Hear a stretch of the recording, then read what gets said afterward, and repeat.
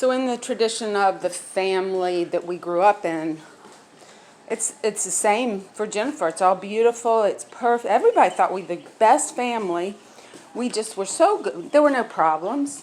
We had deep, dire problems.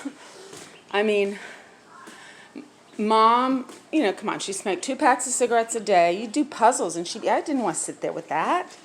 She got mad at me a lot because Dad, he liked me. And I don't think passive-aggressively she knew what her behaviors would do. But I remember one time Chip and I tape recording the really loud fights that Mom and Dad used to get into. And I don't know what happened to that tape, but I would love to hear it. Dad was trapped.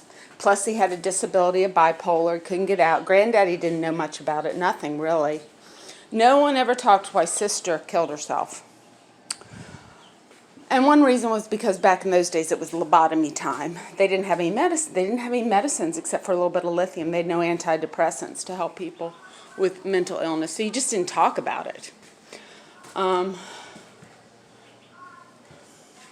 So anyway, Mom did, for whatever reason of her upbringing, she took psychology.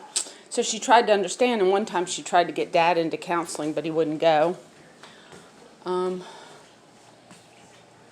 It is really sad to me. It's really sad. And then I see Laurel stretching way too far in gymnastics to please her mom. She's stretched herself so far that she's permanently hurt her back. Now, I can say I had horses and nobody got hurt. I'd had 7 horses at one time.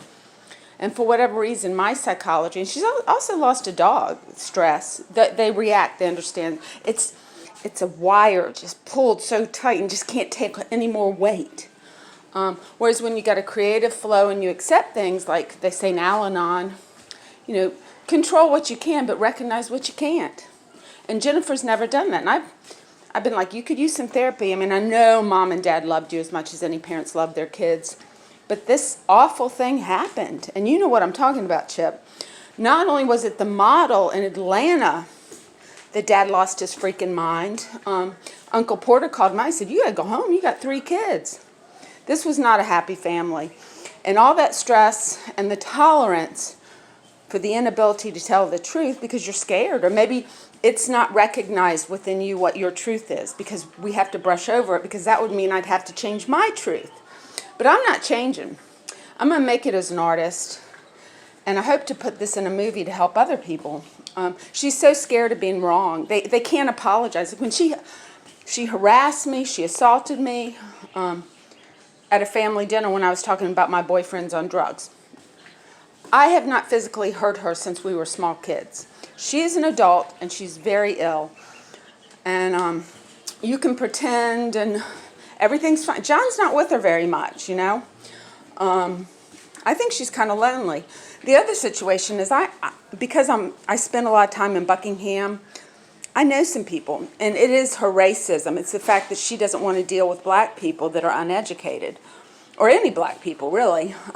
So in her racist move to go to Lynchburg, she's also bought herself another house, which when my kids get older, they're like, so you're going to leave my poor mom homeless, who's never broken a law. She's got 5. You're going to do that. You're going to have 2. What, do you need a 3rd house in Charlottesville? I'll happily give it to you, Jen, if that will make you happy. But it's just not unlike Nana needing to win the lottery when she had everything. Dorothy in Wizard of Oz. You have everything, but you don't see.